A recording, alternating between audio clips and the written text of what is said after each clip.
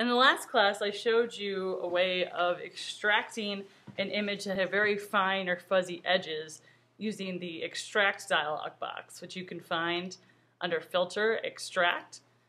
Now, Extract is great when you have just an individual subject, like a person, or in the last class's case, a chimpanzee. But here you have all of these levels of knockouts, we call them in the industry, that there's not going to be anything there. We'd have to trace around each one of these little teeny ropes with this tool, and it really just wouldn't be a good use for it.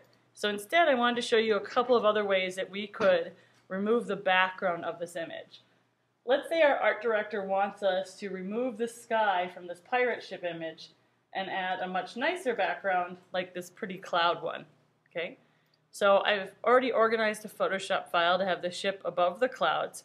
I'm going to turn the clouds layer off for now, not that you can see it anyways.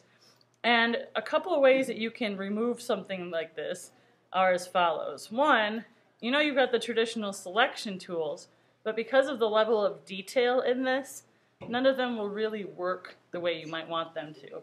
So if I have the magic wand tool, you already know that you can click to select. And you can see that the marching ants come up, and even though it selected all the blue theoretically, it's just really difficult to see what's going on. And if I delete, you can see that it did get a lot of it, but there's still quite a bit of color left over. Okay? Now, you might ask, how did I even get all that blue selected at once? With the magic wand tool, typically contiguous is checked on, which just means it will select in that area. Okay? But if you uncheck contiguous, and then click on an area, it will select all of that color within the file. Okay, so this isn't a bad technique per se. If I delete, you can see I still have some of the ropes there, but this would require a lot of cleaning up. Okay, it's not quite that clean. So I'm going to show you some better methods than using just the magic wand. Two of them have to do with the eraser tool itself, and it behaves very much like the magic wand tool. So the eraser tool, you all know, is just this little stubby guy here. And because I don't have a background layer, you can see if I erase, I just get transparency. There's two variations to the eraser tool that you may or may not have known about, and that's one of the things I wanted to cover. One of them is just the magic eraser tool. And that works exactly like the magic wand. It's just that it will delete whatever color you click on. Okay? Also like the magic wand, the amount that it selects is based on the tolerance, and though that has to do with algorithms and a bunch of fun stuff I won't go into now, the littler the number, the less it will select. The larger the number, the more it will select. So it's only set to a tolerance of 5 right now. If I want to select more at a time, I might type in 20, and you can see how it erases large chunks at a time. Okay, so the magic eraser tool is pretty cool, but to take care of something like in here, that would be really frustrating still, because you'd have to click on all these little individual nooks and crannies. So very cool tool, but maybe not the best choice. I'm going to undo a couple of times here and zoom back out. So I'm just stepping backwards.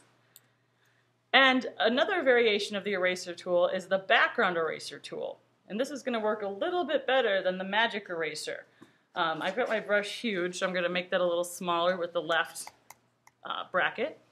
And the way that this tool works is you can see there's two elements to the cursor. There's a little crosshair in the middle, and then there's the brush or the circle surrounding it. Okay, so the circle is the area that it will affect, and the little crosshair is very significant because this tool has 3 different modes. It has a continuous mode, which is the first one. It has a once mode, and then it also has a swatch mode.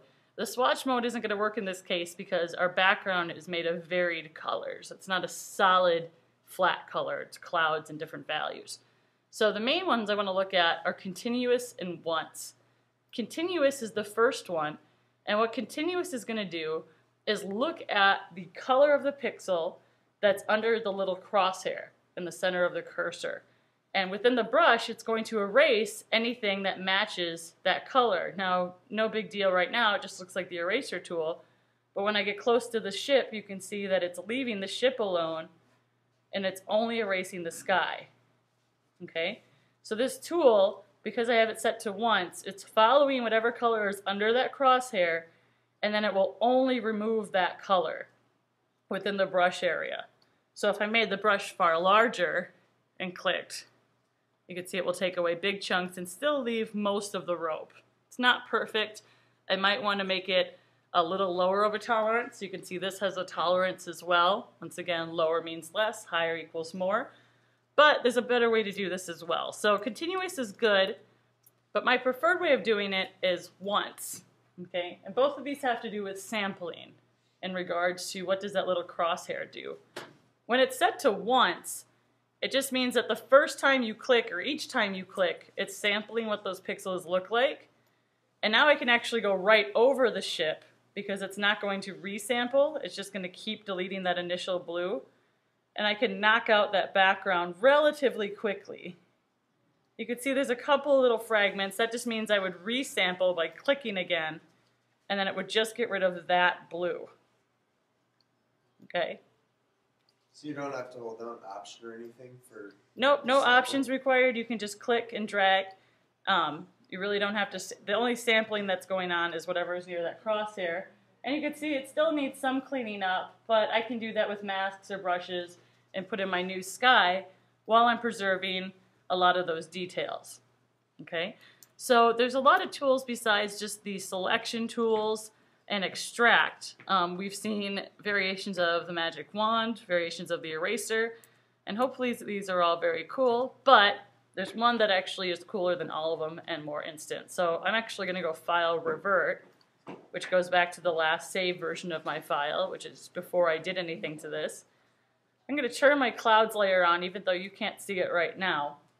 And by now in Photoshop, you're already all familiar with the fact that you have opacity for each layer. Okay? Now, this isn't exactly realistic looking because the opacity in just the layer palette affects the layer entirely. Okay? However, if you double click on the layer, as if I was going to add a drop shadow or stroke, one thing that's really overlooked in this layer style dialog box is at the very bottom. These are actually advanced blending commands. And what I want to have happen is I was trying to knock out the sky of this pirate ship. Okay, and I used various tools to do that. If you look at the composition of this picture, the sky is considerably lighter than everything else. Okay, and remember in Photoshop, everything works on a channel of 0 to 255. 0 is black, 255 is white. So you just have to kind of look over this panel to understand it. But basically it's saying this layer, underline layer, which would mean the clouds. I want the white in this layer, which is the ship, to go away. So I'm going to drag the white handle, and you can see that it will slowly get rid of more and more white as it goes down the channel. And then you can tell when you go too far, because it will start eating into the water and then the ship itself. Okay? If you just drag on the sliders, it's actually kind of cumbersome and makes not for the best of edges. If you look closely, that little tiny arrow actually is split, and you can take advantage of that by holding down Option when you click on it. And that just gives you more control, because there's 2 handles now instead of 1. And you can see how almost instantly I can get the white of the top layer to go away and reveal the underlying layer, even though I've got all this detail still intact. Okay? Now you're going to know if you do this wrong right away. For example, if you try to make the black go away, you're going to have this ghost ship happen. And if you try to do it to the underlying layer, there's really no black in the clouds. But if I use the white, it would mean that the clouds start to bleed through the above layer. So these advanced blending modes are really fun to play with, but they're also a really great tool for knocking out a solid, hopefully lighter, dark colored background. Specifically, if you Option click, and then you can drag that out and still have all of your ropes. Now, one finishing touch, this is very specific to this example, but if I was trying to make this into a realistic composition, I have one really big issue, and that's this original picture was taken against a dark gray sky, and the water reflects that. Okay? So to me, as a compositor, I know this isn't real because the water is much darker than the sky, and usually they're, at least a complementary color. So I'm just going to use some things that we learned before.